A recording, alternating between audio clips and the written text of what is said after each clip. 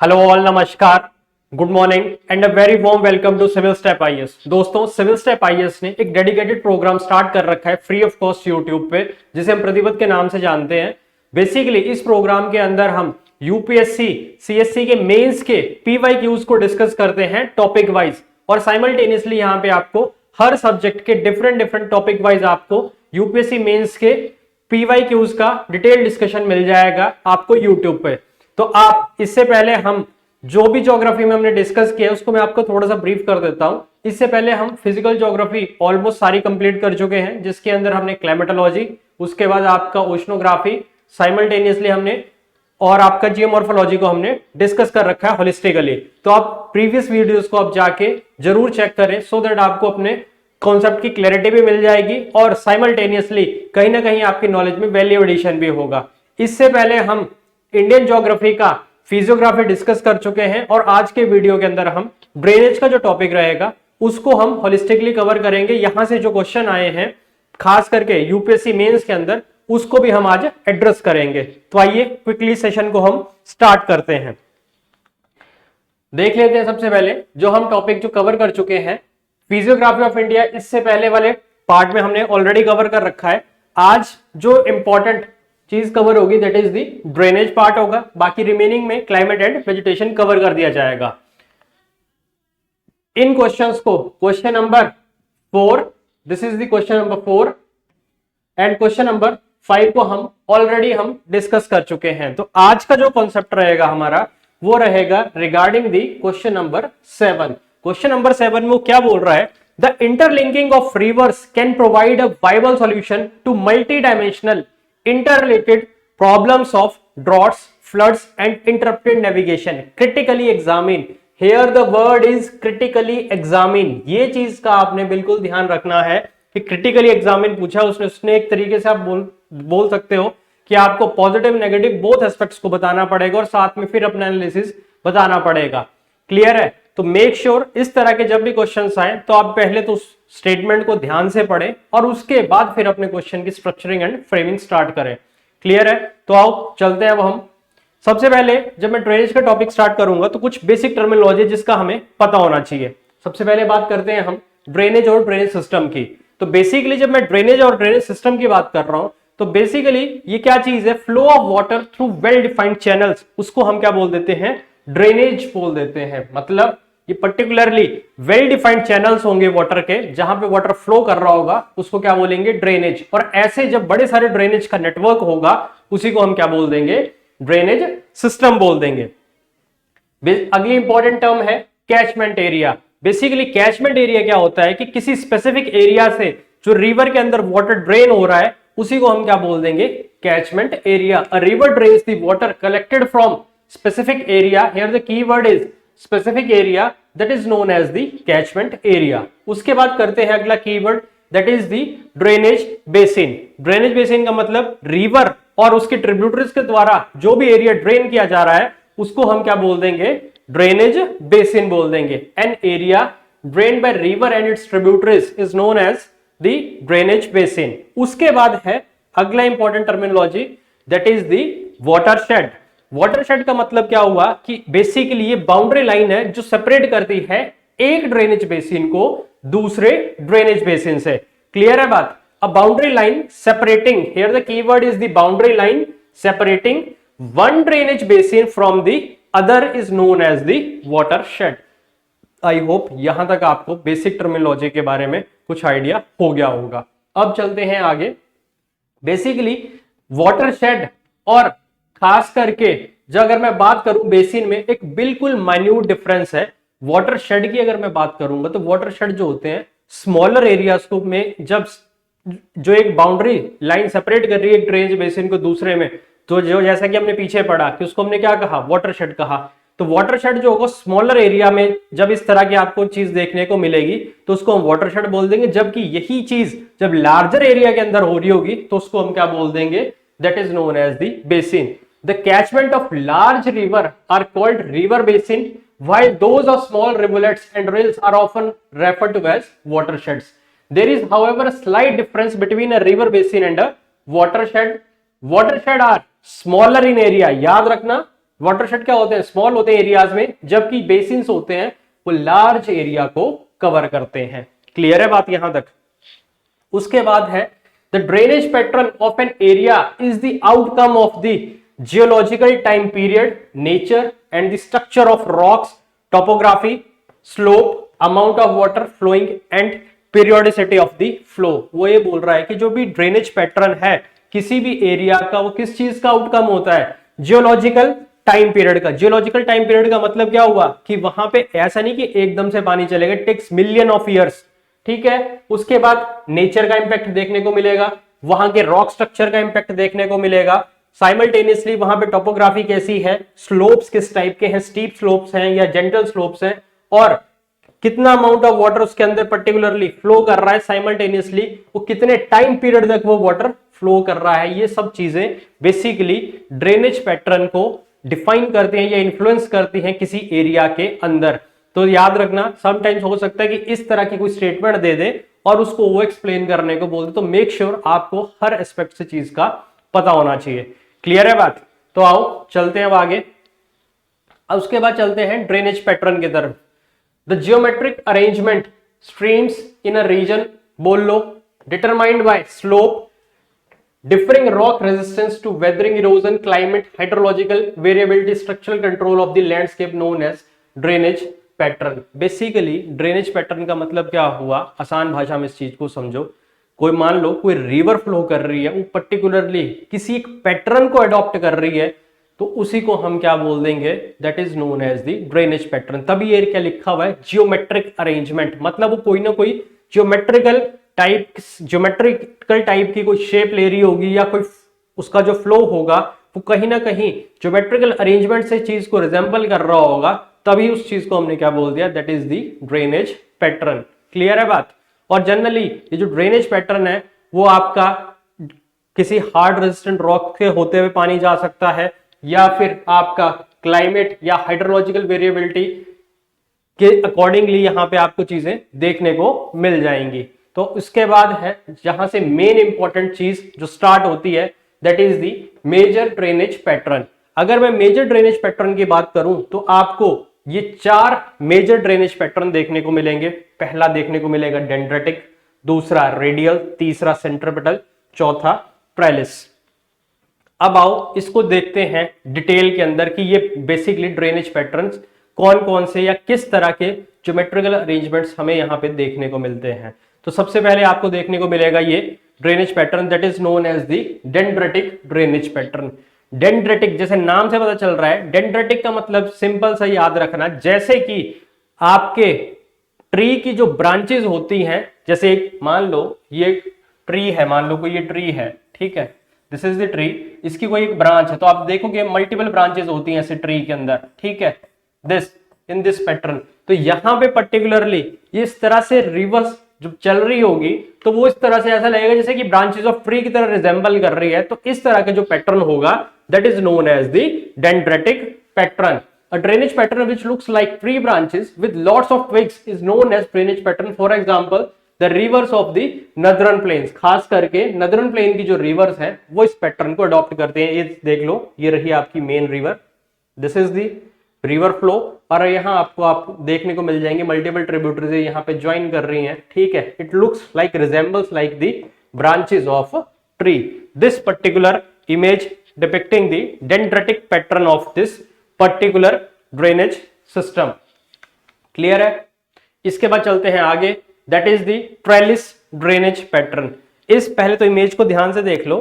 Trellis drainage pattern में होता क्या है कि मेन जो रिवर है वो फ्लो करती है, उसके पैरेलल जो उसकी मेन ट्रिब्यूटरी होगी वो भी पैरेलली फ्लो करेगी, बट उसके अंदर जो ट्रिब्यूटरीज ज्वाइन करेंगी वो कहां से करेंगी, राइट एंगल्स पे ज्वाइन कर रही होंगी। ये देख लो, ये सब राइट एंगल्स पे ज्वाइन कर रही हैं, ठीक है। ये मेन रिवर है, इसके पैरेलल जो मेन ट्रिब्यूटरी वो वैसे फ्लो कर रही है, यहाँ पे रिवर्स राइट एंगल्स पे ज्वाइन देखने को मिल जाएंगी। इस तरह के पैटर्न को हम क्या बोलते हैं, that is the trellis drainage pattern. Trellis drainage pattern is formed when the primary tributary of the main river flow parallel to each other and secondary tributaries, ये सब क्या है, secondary tributaries है, join them at right angles. इसका example याद रखना, rivers in the upper part of the Himalayan region के अंदर आपको इस तरह का ड्रेनेज पैटर्न देखने को मिल जाएगा। क्लियर है बात। इसके बाद आगे चलते हैं। रेडियल ड्रेनेज पैटर्न की अगर मैं बात करूं तो रेडियल ड्रेनेज पैटर्न जैसा कि आप देख रहे होंगे यहां पे कि ये एक कॉमन सोर्स है, यहां से मल्टीपल डायरेक्शंस में रिवर जो है क्या कर रही है, फ्लो कर रही है। तो ऐसे पैटर्न को हम क्या बोल देते हैं, that is the radial drainage pattern. A radial drainage pattern forms when river originate from a hill and flow in all direction। मतलब सपोज करो ये कोई हिल है, यहां से एक स्ट्रीम इधर चलेगी, एक इधर चलेगी, एक इधर चलेगी, तो ठीक है, ये इस टाइप का जो पैटर्न है इसको हमने क्या बोल दिया, that is the radial drainage pattern. और इसके एग्जांपल्स हैं रिवर ओरिजिनेटिंग फ्रॉम अमरकंटक। जो अमरकंटक आपका माउंटेन है, यहां से जो भी रिवर्स ओरिजिनेट कर रही हैं या यहां से जो भी डिफरेंट टाइप्स के अंदर आपको रिवर्स देखने को मिल जाएंगी, यहां से नॉट अ सिंगल रिवर, यहां से मल्टीपल रिवर्स हैं जो आपकी यहां से ओरिजिनेट कर रही हैं। तो स्पेसिफिकली अगर अमरकंटक रेंज की मैं बात करूं, यहां से आपको डिफरेंट डिफरेंट रिवर्स ओरिजिनेट होती हुई मिलेंगी जो कि रेडियल ड्रेनेज पैटर्न को फॉलो कर रही हैं। क्लियर है बात। उसके बाद है सेंट्रीपिटल। जैसे नाम से पता चल रहा है जैसे सेंट्रीफ्यूगल फोर्स होता है, सिमिलरली सेंट्रीपिटल का मतलब क्या होगा आपका, सॉरी सेंट्रीफ्यूगल नहीं, सेंट्रीपिटल जो फोर्स होता है which is the centre seeking force. Similarly जैसे कि यहां पे आप देख रहे होंगे इसके अंदर कि यहां पे पर्टिकुलरली रिवर्स सब एक जगह आके मिल रही हैं, सेंटर में आके मिल रही हैं, ये यहां पे, ये यहां पे, ये इधर, ये इधर। तो पर्टिकुलरली ये देख लो इस तरह से यहां पे आके किसी एक डिप्रेशन के अंदर रिवर्स क्या कर रही होंगी, आ रही होंगी। तो इस तरह का जो पैटर्न होगा उसको हम क्या बोल देंगे, सेंट्रीपिटल ड्रेनेज बोल देंगे। Centripetal drainage is formed when river discharge their water from all direction into a lake और a depression. For example Loktak lake in Manipur, इसका एग्जांपल आप याद रख सकते हैं। क्लियर है बात। तो this is all about your centripetal drainage pattern. Clear है यहां तक कहानी। तो these are the 4 main important drainage pattern regarding this particular topic. अब इसके बाद आगे चलते हैं। ये मैप देख लो, बेसिकली ये लाइन देख रहे होंगे आप, ये लाइन बेसिकली क्या कर रही है, डिफरेंट डिफरेंट रीजन्स को सेपरेट कर रही हैं। तो बेसिकली ये लाइन किसका काम कर रही है, that is known as the water divide. Basically water divide क्या होता है, वाटर डिवाइड आपका एक अपलिफ्टेड बोल लो या फिर एलिवेटेड हिस्सा होगा जमीन का, जिसके एक तरफ डिफरेंट रिवर्स चल रही होंगी, दूसरी तरफ डिफरेंट रिवर्स चल रही होंगी। या इन शॉर्ट आप ये बोल लो कि यहाँ पे क्या हो रहा होगा, वो अपलिफ्टेड लैंड जिसके एक तरफ एक वाटर अलग वाटर सिस्टम, दूसरी तरफ डिफरेंट वाटर सिस्टम चल रहा होगा। मतलब ये अपलिफ्टेड हिस्सा जो कि क्या कर रहा है, वाटर का डिवीजन कर रहा है, उसी को हमने क्या बोल दिया, वाटर डिवाइड बोल दिया। क्लियर है बात। तो ये लाइन देख लेना आप, ये मैप है, मेक श्योर इस मैप का आपको पता होना चाहिए। ठीक है, जैसे कि अंबाला है, अंबाला वाटर डिवाइड का काम कर रहा है आपका, या आपका दिल्ली हो गया, ये भी वाटर डिवाइड का काम कर रहा है, जिसकी तरफ एक तरफ गंगा रिवर चल रही है, दूसरी तरफ आपके इंडस रिवर सिस्टम चल रहा है। तो इस तरह के आपको पता होना चाहिए स्पेसिफिकली कि कौन सी जगह कहां पे वाटर डिवाइड का काम कर रही है। क्लियर है बात। अब है ड्रेनेज सिस्टम की जब बात करते हैं तो ड्रेनेज सिस्टम को on the basis of discharge of water orientation to the sea, इसको हम 2 इंपॉर्टेंट कैटेगरीज में हम डिवाइड करते हैं। मतलब कि डिस्चार्ज ऑफ वाटर, पानी कहां पे गिर रहा है, कौन से सी की तरफ को गिर रहा है, तो उसके अकॉर्डिंगली हमने ड्रेनेज सिस्टम को कैटेगराइज कर रखा है, जिसमें कि पहला है अरेबियन सी ड्रेनेज, दूसरा है bay of Bengal drainage. They are separated from each other through Delhi ridge, Aravallis and Sahyadris. Sahyadris का मतलब क्या हुआ, that is known as the Western Ghats को ही हम क्या बोलते हैं, सह्याद्रीज भी बोलते हैं। तो सिमिलरली ये अरेबियन सी ड्रेनेज और बे ऑफ बंगाल ड्रेनेज आप ध्यान से देख रहे होंगे, तो ये है आपका अरेबियन सी ड्रेनेज, इधर है बे ऑफ बंगाल ड्रेनेज, ये रहा आपकी अरावली सिस्टम यहां चल रहा है, ये दिल्ली रिज हो गया आपका, this is your western Ghats या सह्याद्रीज हैं, जो कहीं ना कहीं क्या कर रहे हैं, सेपरेट कर रहे हैं एक इधर किस किस को, बे ऑफ बंगाल के ड्रेनेज सिस्टम को और अरेबियन सी के ड्रेनेज सिस्टम को। क्लियर है बात। Nearly 77% of the drainage area consisting of Ganga, Brahmaputra, Mahanadi, Krishna etcetera is oriented towards the Bay of Bengal. तो याद रखना ये इंपॉर्टेंट चीज है, इस तरह की इंफॉर्मेशन आपके मेंस के कंटेंट को वैल्यू एनहांस कर देगी उसकी, कि नियरली 77% ऑफ द जो ड्रेनेज पानी है, 77 का मतलब हिंदी में 77%, जो 77% पानी है वो किधर गिर रहा है, that is in Bay of Bengal, जिसके अंदर गंगा, ब्रह्मपुत्रा, महानदी, कृष्णा एक्सेट्रा ये सब रिवर्स आ रही हैं, जो कि कंट्रीब्यूट कर रही है 77%, जबकि 23% जो पानी है that is of Indus, Narmada, Tapi, Mahi and Periyar system discharge their water into the Arabian sea. तो ये फैक्ट आपको पता होना चाहिए, इस तरह की रेलेवेंट डाटा आपको पता होना चाहिए, और ये डाटा है एनसीईआरटी के। तो मेक श्योर आप एनसीईआरटी भी जब कवर कर रहे हैं तो वहां से कोई अगर इंपॉर्टेंट डाटा लगता है तो उसको जरूर इनकॉर्पोरेट करें अपने मेंस की तैयारी के अंदर। क्लियर है? इसके बाद चलते हैं आगे।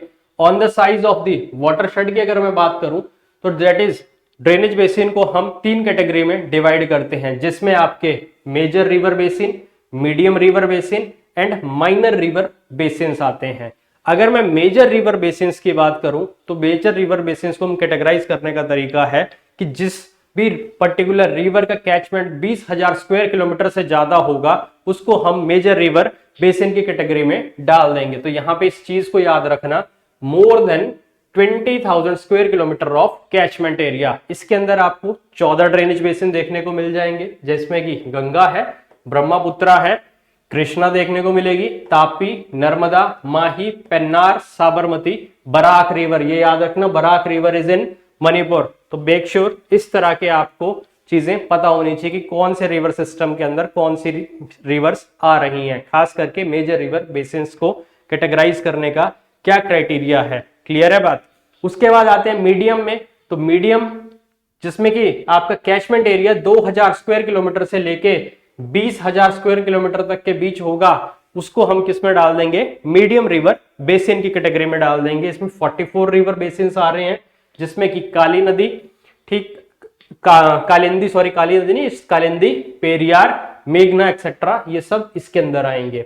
माइनर रिवर बेसिन की बात करें, जहां पे कि आपका catchment area less than 2000 square kilometre होगा, उसके अंदर हम माइनर रिवर्स को डालेंगे, जिसके के अंदर इसके अंदर भी काफी अच्छा नंबर है इंडिया के अंदर, जहां पे कि एरिया स्पेसिफिकली खास करके जो लो रेनफॉल वाले एरियाज है वहां पे आपको माइनर रिवर बेसिन स्पेसिफिकली ज्यादा देखने को मिलेंगे।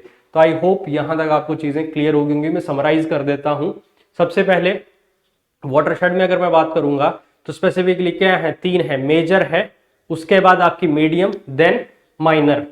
मेजर की अगर मैं बात करूं तो मेजर में क्या है, more than 20,000 square kilometre of your catchment area.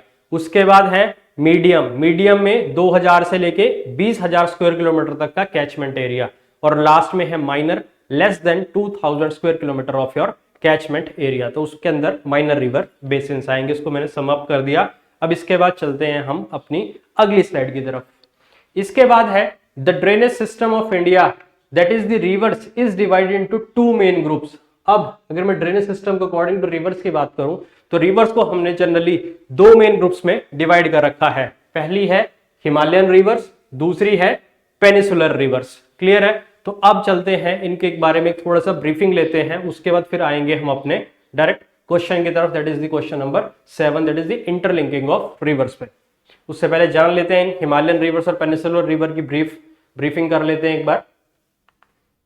आगे है हिमालयन ड्रेनेज सिस्टम में द 3 मेन हिमालयन रिवर्स। अब याद रखना हिमालयन ड्रेनेज सिस्टम में 3 मेन हिमालयन रिवर्स हैं, जिसमें कि इंडस है, आपकी गंगा है और ब्रह्मपुत्रा है। क्लियर है? तो याद रखने हैं 3 main Himalayan rivers that is Indus, Ganga and Brahmaputra river systems है। These rivers are long and joined by many tributaries. लंबी हैं और काफी सारे ट्रिब्यूटरीज इसको ज्वाइन करती हैं। A river along with its tributaries form a river system. एक रिवर और उसके साथ उसकी ट्रिब्यूटरीज क्या बनाती हैं, एक पूरा रिवर सिस्टम बनाती हैं। एक बार ये मैप देख लें आप, मेक श्योर। जनरली हमें यहाँ पे एक कंफ्यूजन होता है कि कौन सी राइट बैंक ट्रिब्यूटरी है और लेफ्ट बैंक ट्रिब्यूटरी है। इस चीज को ध्यान से अभी समझ लो। सपोज करो रिवर की डायरेक्शन इस तरफ है, ये रिवर की डायरेक्शन है। अब ये डायरेक्शन हुई तो जो भी रिवर इसके राइट साइड से जुड़ेगी, सपोज करो कि ए रिवर है, ये मेन रिवर में जुड़ी कहां से, राइट साइड से, तो इसको मैं क्या बोल दूंगा, इट्स राइट बैंक ट्रिब्यूटरी बोल दूंगा। क्या बोल दूंगा, राइट बैंक ट्रिब्यूटरी बोल दूंगा। जबकि जो भी रिवर, सपोज करो बी रिवर है, जो इसको लेफ्ट साइड से जुड़ेगी, तो उसको मैं क्या बोल दूंगा, इट्स लेफ्ट बैंक ट्रिब्यूटरी बोल दूंगा। क्लियर है बात। तो मेक श्योर आपने क्या देखना है, रिवर के ओरिएंटेशन देखने, किस साइड को रिवर फ्लो कर रही है, और उसके बाद अपना लेफ्ट और राइट देख लेना उस रिवर के अकॉर्डिंगली। तो उसके से आपको पता चल जाएगा कि कौन सी राइट बैंक है, कौन सी लेफ्ट बैंक ट्रिब्यूटरी है। क्लियर है बात। अब सिमिलरली इसकी इंपॉर्टेंट ट्रिब्यूटरीज की अगर मैं बात करूं, किसकी, दैट इज इंडस की, तो यहां पे मेन इंपॉर्टेंट ट्रिब्यूटरीज को याद रखने का ट्रिक और उनका नॉर्थ टू साउथ ऑर्डर आप अभी याद कर लो, that is I J C R B S. This is the north to south order. अगर कल को रिवर्स भी अरेंज करने को दे देता है, हल्का सा प्रीलिम्स का मैं आपको यहां पे बता रहा हूं, ठीक है। I for Indus, J for Jhelum, C for Chenab, R for Ravi, B for Beas, S for Sutlej. आप ये भी देख लो, ये रही इंडस, देन आपके बीच में आएगी झेलम, फिर उसके बाद सिमिलरली चेनाब, फिर रावी, फिर ये रही ब्यास, एंड देन सबसे लास्ट में सतलुज। तो ये इनका ऑर्डर भी है नॉर्थ टू साउथ। तो इसको याद रखने का ट्रिक या निमोनिक, इंद्रजीत चौधरी, रणबीर सिंह। तो आपने इसका नॉर्थ टू साउथ ऑर्डर भी इसी के साथ आपने यहां पे देख लिया। अब ये देखिए आप, ये राइट साइड से सब रिवर्स जुड़ रही हैं, ये देख लो, चाहे आपकी गोमल है, तोची है, कुर्रम है, काबुल है, स्वात है, ये सब राइट साइड से जुड़ रही हैं। किसके अंदर, दैट इज इन इंडस। तो इन सबको हम क्या बोलेंगे, राइट बैंक ट्रिब्यूटरीज। और अगर आप ध्यान से देखेंगे, इधर से जितनी भी रिवर से जुड़ रही हैं, इनको हम क्या बोल देंगे, that is the left bank tributaries बोल देंगे। क्लियर है बात।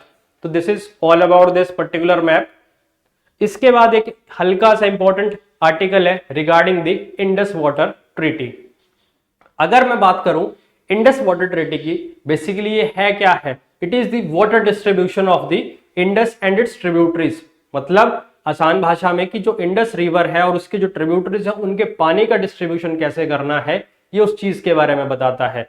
साइमल्टेनियसली बेसिकली इस इंडस वाटर ट्रीटी का जन्म, जैसे कि आपको पता है कि इंडिया पाकिस्तान दो डिफरेंट नेशंस बने, तो पानी का डिस्ट्रीब्यूशन होना लाजमी था, तो वो इसके तहत गवर्न किया जाता है इनका पानी। The distribution of water of Indus and its tributaries between India and Pakistan is governed by this Indus water treaty. इसको साइन किया गया था सितंबर 9, 1960 में इंडिया और पाकिस्तान के बीच में, और इसको ब्रोकरिंग इसकी किसने की थी इस ट्रीटी की, that is by the world bank between India and Pakistan, representative of the World Bank after 9 years of the negotiation। तो दिस इज, आपको एक फैक्ट पता होना चाहिए कि इसकी ब्रोकरिंग किसने की इंडिया और पाकिस्तान के बीच में, ठीक है, that is the world bank. Partition of India cut across the Indus basin which has Indus river plus 5 of its main tributaries. Basically यहाँ पे क्या हुआ है कि इंडस का जो वाटर है उसको हमने on the basis of direction पे हमने उसको डिफाइन कर दिया। एक तरफ वेस्ट फ्लोइंग रिवर्स का नाम दे दिया और एक तरफ दे दिया ईस्ट फ्लोइंग रिवर्स। अब जान लो कि वेस्ट फ्लोइंग रिवर्स में कौन कौन आ रही हैं।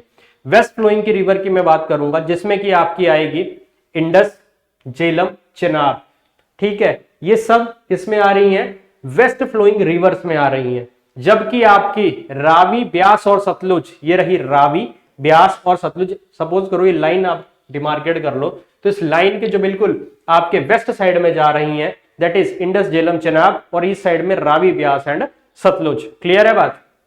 This is the west, this is the east flowing rivers. अब यहां पे जो ईस्ट फ्लोइंग रिवर्स हैं, रावी है, ब्यास है और जो सतलुज है, यहां पे इंडिया के पास एक्सक्लूसिव राइट्स हैं पूरी तरह से इनके ऊपर। किस इस पानी के ऊपर जो पूरा तरह से जो नियंत्रण है वो किसका है, वो इंडिया का है। जबकि जो आपका इंडस, झेलम, चेनाब है, यहां पे इंडिया के राइट्स क्या हैं, लिमिटेड हैं। तो इस चीज का आपने ध्यान रखना है कि here rights are limited.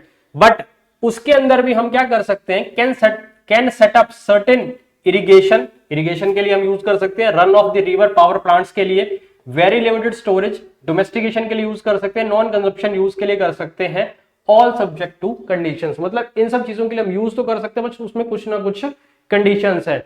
In short आपको ये मैं बोलूं कि वेस्टर्न रिवर्स के ऊपर इंडिया का कंट्रोल बहुत लिमिटेड और ईस्टर्न रिवर्स के ऊपर फुल राइट्स है। इंडिया जैसे मर्जी चाहे इस पानी को यूटिलाइज कर सकता है। क्लियर है बात। और एक इसी को मैनेज करने के लिए कमीशन बनाया गया है, इंडस वाटर कमीशन, जहां पे मीटिंग्स होती हैं ईयरली और जहां पे उस पूरे के अंदर एजेंडा सेट किया जाता है कि आपने हाँ इस कमीशन के अंदर क्या पर्टिकुलर जो इस वाटर के रिगार्डिंग, इंडस वाटर ट्रीटी के रिगार्डिंग जो भी चैलेंजेस आ रहे हैं या फिर कोई सुझाव है, कोई डिस्कशन है, वो सब की जाती है। रिसेंटली न्यूज में भी था कि कहीं ना कहीं इंडिया अब इस इंडस वाटर ट्रीटी को क्या चाहता है कि इसके अंदर कुछ मॉडिफिकेशंस आए, काफी रिकमेंडेशंस भी लिखे गए, लेटर भी लिखे गए हैं, बट स्टिल इस्लामाबाद उसका रिस्पॉन्ड नहीं कर रहा है, जिस वजह से कहीं ना कहीं अब इंडिया इस ट्रीटी को चाह रहा है कि इंडिया इस ट्रीटी से एग्जिट ना कर ले। तो ये तलवार जो है अब कहीं ना कहीं खड़ी हो गई है।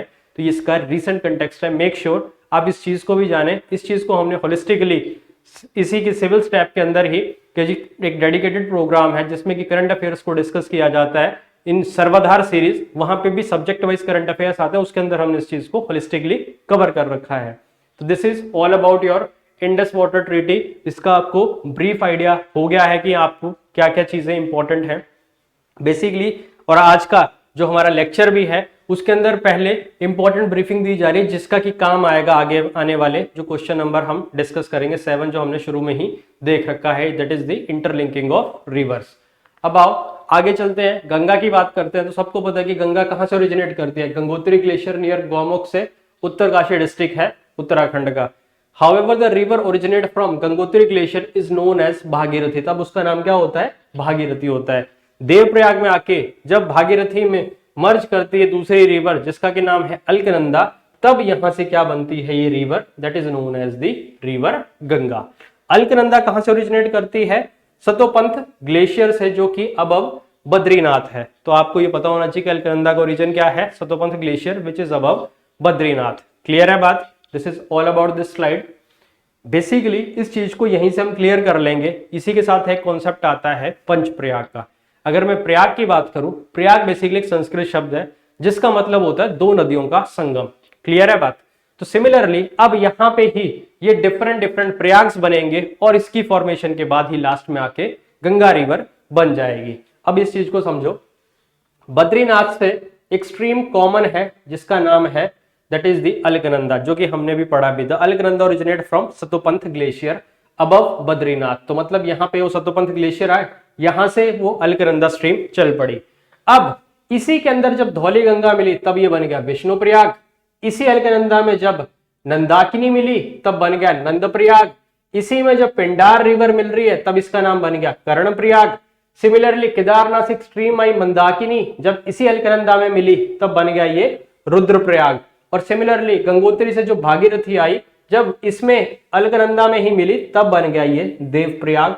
और यहां से फिर गंगा बनी पूरी तरह से। तो याद रखना गंगा बनने की ये कहानी जिसके अंदर आपके पंच प्रयागों का भी इंपॉर्टेंट रोल है। क्लियर है बात।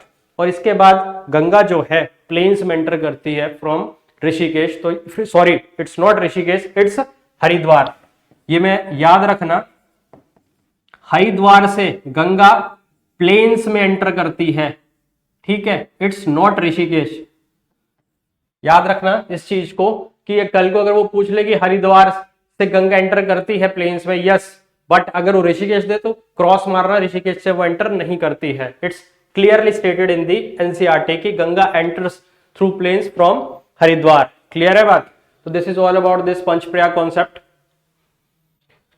इवन इसी स्लाइड में देख लो, यमुनोत्री से एक और रिवर निकल रही है, that is the Yamuna river, जो बाद में आके किसी गंगा में मिलती है नियर इलाहाबाद। क्लियर है बात, जिसको हम प्रयागराज भी बोलते हैं। अब चलते हैं आगे। The total length of Ganga in India is length, याद रखना 2525 किलोमीटर, जिसमें कि उत्तराखंड में सिर्फ ये 110 किलोमीटर है, उत्तर प्रदेश में 1450, याद रखना उत्तर प्रदेश में सबसे ज्यादा है ये इसकी लेंथ। उसके बाद बिहार में 445 और वेस्ट बंगाल में 520 किलोमीटर। गंगा रिवर जो सिस्टम है लार्जेस्ट रिवर सिस्टम है इंडिया का। Son is the major right bank tributary of the Ganga, again state of fact है ये। However, major left bank tributaries are Ramganga, Gomti, Ghagra, Gandak, Kosi and Mahananda.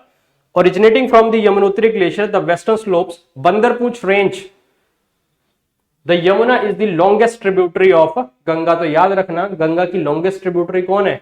That is the Yamuna river. यहां पे ही Bandarpunch range से ये आ रही है। कौन? River, that is the Yamuna. Clear है? तो ये सारा पूरा डेटा है। इसके बाद इसी को हम सम अप कर देते हैं। यहां पे ये देख लो, यमुनोत्री ग्लेशियर से यमुना, गंगोत्री ग्लेशियर से आपकी बेसिकली अब तो आपको पता चल ही गया कि भागीरथी जो स्ट्रीम है वो यहां से निकल रही है, बाद में चल के गंगा बनती है, बट अभी के लिए ये गंगा है। इसकी इंपॉर्टेंट ट्रिब्यूटरी रामगंगा, गोमती, घाघरा, गंडक, कोसी, महानंदा। ठीक है, बीच में ही ये यमुना आके कहां मिलेगी? इसमें आके, दैट इज इन इलाहाबाद। इलाहाबाद को प्रयागराज बोलते हैं। यहाँ पे बेसिकली 3 नदियां मिलती हैं, जिसकी एक लॉस्ट रिवर भी है सरस्वती, जिसको कि हम क्या बोलते हैं कि इस जो नदी है अब क्या हो चुकी है? विलुप्त हो चुकी है, जिसके लिए इसका नाम पड़ गया है लॉस्ट रिवर। तो याद रखना बेसिकली प्रयागराज के अंदर क्या 3 नदियां कौन कौन सी मिल रही हैं? गंगा, यमुना और सरस्वती। क्लियर है बात? इसी की मैं बात करूं तो यमुना के इंपॉर्टेंट ट्रिब्यूटरीज है, चंबल है, सिंध है, बेतवा है, केन है। क्लियर है बात? इवन ये रही वो सोन रिवर जो इसमें मिल रही है। ठीक है, तो these all are the important tributaries of the river Ganga. बाद में आगे चल के यही गंगा क्या होती है? बाइफरकेट हो जाता है इसका पानी। आगे चल के सपोज करो मेन स्ट्रीम है, अगर ये इस तरह से टूट जाए तो ए और बी में अगर इस तरह से टूट रही तो इन्हीं को हम क्या बोल देते हैं? That is known as the distributary बोल देते हैं। क्लियर है बात? तो इस तरह की चीज टर्म्स का आपको पता होना चाहिए। This A and B are known as the distributaries. अगर इस तरह से कोई मेन स्ट्रीम टूट जाती है आगे 2 डिफरेंट सेक्शंस के अंदर। क्लियर है? तो Hooghly is also the distributary of that is the river Ganga. Clear है बात? तो this is all about this Ganga river and distributaries map. इसके बाद अगर मैं ब्रह्मपुत्रा की बात करूं तो ब्रह्मपुत्रा ओरिजिनेट कहां से होती है? चेमयांगदुंग ग्लेशियर है कैलाश रेंज में, मानसरोवर के पास। तिब्बत में ब्रह्मपुत्रा को क्या बोलते हैं? सांगपो बोलते हैं, जिसका मतलब होता है प्योरीफायर। और ये जो रांगो सांगपो है एक मेजर राइट बैंक ट्रिब्यूटरी है ब्रह्मपुत्रा की। कहां पे? तिब्बत के अंदर। तो रांगो सांगपो आपने याद रखना है। ठीक है, नाम इसका सांगपो, रांगो Tsangpo, major tributary in Tibet region. Brahmaputra enters into India कहां से? West of the Sadiya town in Arunachal Pradesh से ये एंटर करती है। क्लियर है बात? और इवन यू टर्न कहां से लेती है? That particular place is known as the Namcha Barwa. याद रखना है आपने इस चीज को भी। क्लियर है बात? This is all about this particular Brahmaputra. इस मैप को देख लो, इसके इंपॉर्टेंट ट्रिब्यूटरीज जिसके के अंदर आपको यहाँ पे दिबांग, सियांग, लोहित, भरल, भरनीसारी एज मच नॉट इंपॉर्टेंट। ठीक है, दिकोहू भी है, ये भी उतने इंपॉर्टेंट नहीं है। धानसिरी इज इंपॉर्टेंट, बारा नदी important, Subansiri important, Manas is also important, Sankosh also important, Teesta important, Kopili is also important. तो जो मैंने इंपॉर्टेंट है वो मैंने आपको ऑलरेडी बता दी हैं। ठीक है, कि तो आपको ये इस तरह से मैप से भी आइडिया होना चाहिए। क्लियर है बात? उसके बाद है, आगे चलते हैं पेनिसुलर ड्रेनेज सिस्टम के ऊपर। अगर मैं पेनिसुलर ड्रेनेज सिस्टम की बात करूं यहाँ पे, तो पेनिसुलर ड्रेनेज सिस्टम के अंदर इंपॉर्टेंट रिवर्स महानदी, गोदावरी देखने को मिलेगी, कृष्णा, कावेरी, जो कि ईस्टवर्ड फ्लो कर रही हैं। और कहां गिर रही हैं ये सारी? बे ऑफ बंगाल में गिर रही हैं। Peninsular reverse have reached mature stage. ठीक है, and fluvial landforms already discussed हैं पिछली वीडियोस में, आप देख सकते हैं जियोमॉर्फोलॉजी की। And have almost reach there base level, मतलब अब मैच्योर स्टेज में और ऑलमोस्ट अब ये बेस लेवल पे ही पहुंच गई हैं ये रिवर्स। और जिसका मतलब क्या है कि vertical down cutting is negligible. अब मतलब ये कोई मैक्सिमम इरोजन नहीं कर रही है, दैट इज इरोजनल कैपेसिटी इनकी बिल्कुल खत्म है अब। And are characterised by broad and shallow valleys. इसकी खासियत क्या है कि आपको वैलीज कैसे देखने को मिलेंगी? ब्रॉड और ज्यादा डीप वैलीज देखने को नहीं मिलेंगी, that is the shallow valleys. The river banks have gentle slopes है यहाँ पे, except for limited track where faulting forms steep sides. कुछ लिमिटेड रीजन है जहां फॉल्टिंग की वजह से आपको स्टीप स्लोप्स देखने को मिल जाएंगे, बट ओवरऑल अगर मैं बात करूं तो जनरली आपको बिल्कुल जेंटल स्लोप्स देखने को मिलेंगे। The main water divide in peninsula is formed by the Western Ghats, as already discuss हम कर चुके हैं, which run from north to south close to western coast के पास। These the important characteristic regarding the peninsular drainage system। आगे चलते हैं, peninsular drainage system, एक चीज याद रखना, ये इंपॉर्टेंट फैक्ट है कि काफी पुराना है रिगार्डिंग द हिमालयन रिवर्स।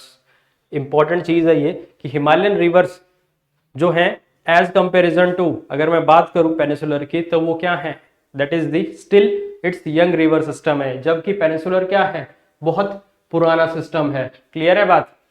यहाँ पे हिमालयन रिवर सिस्टम की कैरेक्टरिस्टिक याद रखना, क्यों, पेरिनियल रिवर्स है वहां पे, because most of the rivers are snow fed and by glaciers. Clear है। जबकि ये खास करके पेनिसुलर जो रिवर्स है यहाँ पे नॉन पेरिनियल रिवर्स है with maximum discharge in the rainy season. मतलब इनमें मैक्सिमम पानी कब होगा, जब बरसात होगी, जब रेनी सीजन आएगा तभी इनके अंदर मैक्सिमम पानी देखने को मिलेगा।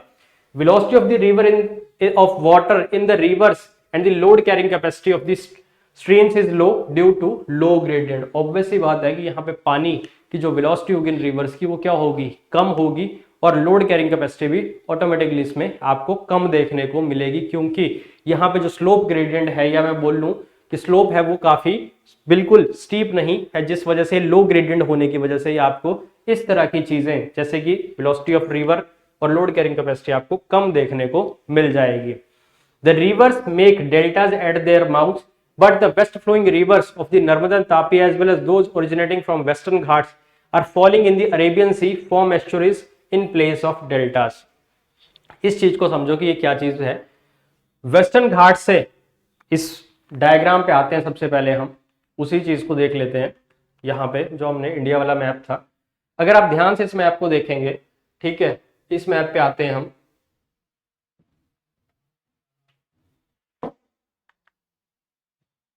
अगर मैं इसी मैप पे इसी चीज में फिलहाल इसमें इस चीज को यहाँ पे समझ लो, ठीक है, मैं यहाँ पे आओ, इस चीज को यहाँ पे समझो। बेसिकली अगर मैं बात करूं, यहाँ पे जितनी भी रिवर्स इस साइड को, जितनी भी रिवर्स जो हैं आपकी ईस्ट साइड को फ्लो करेंगी, ये इधर को, this is the Western Ghats, ये जितनी भी रिवर्स होंगी ये क्या बनाएंगी, ये बनाएंगी आपकी दैट इज डेल्टाज। उसका कारण, क्योंकि इनका क्या है, पाथ जो है लंबा है, ठीक है, जिस वजह से इसके अंदर कुछ ना कुछ सेडिमेंट्स आ जाएंगे। जबकि इधर को जो रिवर फ्लो कर रही है, पहली बात इनका पाथ ही बहुत छोटा है और ये डायरेक्टली क्या कर जाएंगी, सी में ही मिल जाएंगी, इसलिए ये डेल्टाज नहीं बनाएंगी, क्या बनाएंगी, ये बनाएंगी एस्चुरीज। तो जहां पे रिवर डायरेक्टली सी में मिल जा रही है इसको बोल दिया हमने एस्चुरी, जबकि ये क्या बनाएंगी, ये बनाएंगी आपकी डेल्टाज बनाएंगी। क्लियर है बात। Because of their long travel distance, जिस वजह से कहीं ना कहीं लोड्स भी आ जाएंगे, सेडिमेंट्स आएंगे, वो कहीं ना कहीं यहाँ पे जो इनके रिवर माउथ्स हैं यहाँ पे ये डिपॉजिट्स हो जाएंगे और यहाँ डेल्टा की फॉर्मेशन हमें देखने को मिल जाएगी। आई होप यहाँ तक चीज आपको क्लियर होगी। अब चलते हैं हम आगे। अब इसके बाद है आपका that is the river that drain into Bay of Bengal और rivers that drain into Arabian Sea. अब जो रिवर्स बे ऑफ बंगाल में गिर रही हैं वो है Mahanadi, Godavari, Krishna, Kaveri and several small streams that drain south east into the Bay of Bengal. जबकि अरेबियन सी में आपको दो important rivers Narmada, Tapi, Mahi river important है यहाँ पे, और ये तीनों ही इंपॉर्टेंट है वैसे, flowing west as well as several small streams originating from the western Ghat flow westward into the Arabian Sea। तो इस चीज का आपने ध्यान रखना है कि ये इंपॉर्टेंट रिवर्स है नर्मदा, तापी, माही, जो कि वेस्ट डायरेक्शन में फ्लो कर रही हैं और जो कि अरेबियन सी के अंदर गिरती हैं। क्लियर है बात। उसके बाद है ये मैप को देख लो, दिस इज दी और नर्मदा, तापी, माही रिवर, सिमिलरली महानदी, गोदावरी, कृष्णा, कावेरी, ये सब आपकी किधर को गिर रही हैं, that is in Bay of Bengal, जबकि remaining that is in the Arabian Sea. Clear है बात। तो आपको इस तरह से चीजों का पता होना चाहिए। उसके बाद है आगे अगला important map that is the national waterway map. ये इसीलिए करवाए जा रहे हैं पर्टिकुलरली ब्रीफिंग और इस तरह के मैप्स, क्योंकि ये सब चीजें आगे इसके बाद जो क्वेश्चन आ रहा है उसके अंदर इन सब चीजों का यूटिलाइजेशन होगा। नेशनल वाटरवेज की बात करूंगा मैं, तो सबसे पहले तो नेशनल वाटरवेज बेसिकली कहां पे इसका हेडक्वार्टर, दैट इज इन नोएडा, ठीक है। सिमिलरली हमारे पास 6 इंपॉर्टेंट वाटरवेज हैं और उनको अगर मैं याद रखने का ट्रिक है कि लेंथ वाइज अगर मुझे वो याद करने हो तो उसका ट्रिक है 14, 25, 36। सबसे पहले सबसे बड़ा, फिर 4, फिर 2, फिर 5, फिर 3, फिर 6। अगर लेंथ याद भी ना रहे तो भी ट्रिक याद रख लो, 14 में 11 11 ऐड करते रहो टिल 36 तक, यही इनका क्या बन जाएगा, लेंथ वाइज ऑर्डर भी बन जाएगा इन वाटरवेज का। वाटरवेज का मकसद क्या होता है, बेसिकली क्या करेंगे ये कि नेविगेशन में हेल्प करते हैं, जिस वजह से हमारा ट्रेड, सबसे बड़ी चीज है कि मैक्सिमम ट्रेड जो होता है वो वाटरवेज के थ्रू ही होता है। क्यों? क्योंकि चीपेस्ट मोड होता है ट्रांसपोर्टेशन का। तो नेशनल वाटरवेज इंडिया के अंदर भी एक इंपॉर्टेंट रोल प्ले कर रहे हैं और आने वाले टाइम में करेंगे भी, बट कुछ ना कुछ यहाँ पे हमें उससे पहले बेसिक आइडिया होना चाहिए कि कौन कौन से हमारे पास वाटरवेज है। तो हमारे पास 6 इंपॉर्टेंट वाटरवेज हैं। सबसे पहले नेशनल वाटरवे 1 जो कि सबसे बड़ा है, दैट इज कहां से, हल्दिया से लेके इलाहाबाद तक, या इलाहाबाद टू हल्दिया बोलो, बात एक ही है, ठीक है। किस रिवर पे? गंगा रिवर पे। उसके बाद है national waterway 2 Brahmaputra river from Dhubri to Sadiya, this is the Sadiya town, this is the Dhubri, ठीक है। किस रिवर? ब्रह्मपुत्र पे। उसके बाद नेशनल वाटरवे 3 की बात करें हम अगर, तो that is the west coast canal, या जिसको हम कोल्लम टू वोट्टापुरम भी बोल रहे हैं, क्लियर है। तो ये बेसिकली नेशनल वाटरवे 3 है। उसके बाद नेशनल वाटरवे 4 की बात करें, Godavari Krishna canals, that is from Kakinada to Puducherry. Similarly national waterway 5 जिसमें ब्राह्मणी डेल्टा कैनाल्स हैं, that is from Goinkhali to Talcher. तो these all are the important waterways. Total length की बात करें तो 4503, 15 स्टेट्स में ये सर्व कर रहे हैं नेशनल वाटरवेज। बेसिकली अगर मैं बात करूं नेशनल वाटरवेज की, तो इनकी रेलेवेंस इंडिया के एस्पेक्ट में थोड़ी सी इसलिए बढ़ जाती है क्योंकि यहाँ पे आपको कहीं ना कहीं हर रीजन के अंदर, एक्सेप्ट अगर मैं किसकी बात करूं, थार डेजर्ट वाले रीजन की बात करूं, तो उसके अलावा जहां पे भी इस रीजन को छोड़ दें हम, तो ऑलमोस्ट सब जगह हमें रिवर्स देखने को मिल जाती हैं, जिस वजह से यहाँ पे इनको यूटिलाइज किया जा सकता है एज ए रिसोर्स जहां से हम अपना ट्रेड कर सकें। But still there are certain challenges हैं, जैसे कि आपका जिसमें कि एक इंपॉर्टेंट एस्पेक्ट है, that is the interlinking of rivers. तो अब आते हैं हम अपने उसी क्वेश्चन की तरफ, that is on the interlinking of reverse. अब है वही क्वेश्चन। सबसे पहले तो इनके बेनिफिट्स की बात करते हैं हम इंटरलिंकिंग ऑफ रिवर्स की। तो सबसे पहले वाटर रिसोर्स मैनेजमेंट में अगर मैं बात करूं, तो सबसे पहला important that is the drought mitigation. सबसे पहली चीज कि अगर हम इंटरलिंकिंग करते हैं रिवर्स की तो क्या होगा, तो इससे ड्रॉट को हम कहीं ना कहीं उसके लिए इफेक्टिव स्ट्रेटेजी बना पाएंगे और उससे हम निपट भी पाएंगे इजीली। इसमें होगा क्या कि आप जो भी सरप्लस वाटर होगा जहां पे भी, वहां से आप उस वाटर को थ्रू इंटरलिंकिंग ऑफ रिवर्स आप ड्रॉट प्रोन रीजन एरिया के अंदर ले जाएंगे, जिस वजह से वहां पे क्या होगी, जो वाटर क्राइसिस होगा, ड्रॉट की कंडीशंस होंगी, वो क्या हो जाएंगी, खत्म हो जाएंगी।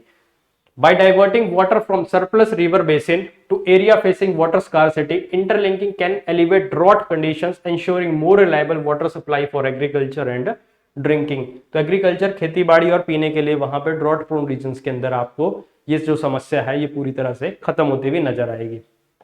फ्लड कंट्रोल में इफेक्टिवली मैनेज किया जाएगा। Linking reverse could help manage excess water during the floods by rerouting it to areas where it can be stored, utilized, thus reducing the risk of flooding in vulnerable regions. अब आप देखते हैं कि हर साल India में floods आ रहे हैं, ठीक है, उससे भी काफी ज्यादा डैमेज होता है, loss of lives and human lives and property का बहुत ज्यादा नुकसान हो रहा है, जान माल की हानि होती है। सिमिलरली तो इस चीज से बचा जा सकता है कि वहां पे जब इस तरह की कंडीशंस आएंगी जिस भी रीजन के अंदर, तो वहां से आप पानी को डाइवर्ट कर दोगे, रिरूट कर दोगे, कहाँ पे, जहां पे भी उस पानी की रिक्वायरमेंट होगी, और जिससे कि फ्लड की कंडीशन से बचा जा सकता है। क्लियर है बात? Similarly improved navigation, enhanced transport, interlinking river can create more extensive and navigable waterway network facilitating trade and transport. This can reduce the burden on roads and rail networks, promoting sustainable transport options. जैसे कि हम बात ही कर, जो हमने waterways की बात की थी, तो सिमिलरली इनको अगर लिंक कर दिया जाएगा रिवर्स को, तो इसके से क्या होगा, हमारा जो वाटरवेज का नेटवर्क है वो और ज्यादा स्ट्रेंथन होगा, और कहीं ना कहीं जो कि एक लोड है रेलवेज और रोडवेज पे, वो कहीं ना कहीं क्या होगा, वो कंजेशन जो है खास करके रोड्स पे भी आप देखोगे, रेलवेज में वो कहीं ना कहीं रिड्यूस होता हुआ नजर आएगा, तो जिस वजह से आपकी ट्रांसपोर्टेशन कनेक्टिविटी इंक्रीज हो जाएगी। इसका एग्जाम्पल है द प्रपोज नेशनल वाटरवे 4, इसीलिए आपको मैंने पहले वो मैप दिखाया था, that is the national waterway 4 वाला map, will connect the Godavari and Krishna reverse, improving transportation and promoting trade. Clear है बात? इसके बाद है आगे इरिगेशन एक्सपेंशन की। अगर मैं बात करूं तो इससे आपके इरिगेशन में भी हेल्प मिलेगी, जिसकी वजह से इंक्रीज एग्रीकल्चर प्रोडक्टिविटी हो जाएगी। क्यों? क्योंकि ड्रॉट प्रोन रीजन्स के अंदर आप पानी के आने से क्या होगा, इंटरलिंकिंग से वहां पे एग्रीकल्चर और प्रोडक्टिविटी बढ़ेगी, जिस वजह से वो रीजन भी अब फूड सिक्योरिटी और रूरल लाइवलीहुड में कंट्रीब्यूट करना शुरू कर देंगे। इसका एग्जांपल है Godavari Kaveri river interlinking project है in southern India, aims to provide irrigation facilities over 35 million hectares of land. तो ये आपको इस तरह के एग्जांपल्स इंपॉर्टेंट है जिनका पता होना चाहिए। उसके बाद है हाइड्रो पावर जनरेशन की मैं बात करूं तो ऑब्वियस ही बात है कि जब इस तरह से चीजें होंगी तो पर्टिकुलरली जब डैम्स रिजर्वायर्स भी बनेंगे तो सिमिलरली वो हाइड्रो पावर इरिगेशन में भी आपको इंक्रीमेंट देखने को मिलेगा। River interlinking project can also include dams reservoir providing opportunities for hydro power generation and दस कंट्रीब्यूटिंग टू एनर्जी नीड्स। इसके बाद इसका कुछ क्रिटिसिज्म और कंसर्न्स, जिसका सबसे बड़ा इंपैक्ट आपको देखने को मिलेगा एनवायरमेंटल इंपैक्ट में ecosystem disruption. Overall this is particularly है क्या चीज है, हम मैनमेड तरीके से क्या कर रहे हैं, रिवर्स को इंटरलिंक कर रहे हैं। तो इस वजह से जो नेचुरल इकोसिस्टम है, जो और बायोडाइवर्सिटी है, वो कहीं ना कहीं वो क्या होगी, हैम्पर होगी। तो ये सब लिखा है, alternating river system can have significant ecological consequences including loss of biodiversity, alteration of habitat, disruption of natural sediment transport. This can affect the aquatic and terrestrial ecosystem. इसका example proposed Ken Betwa interlinking may result in the submergence of around 4000 hectare of forest land and affect the Panna tiger reserve पे इससे effect हो रहा है Ken Betwa river interlinking से। Clear है? इसके बाद है सोशल डिस्प्लेसमेंट।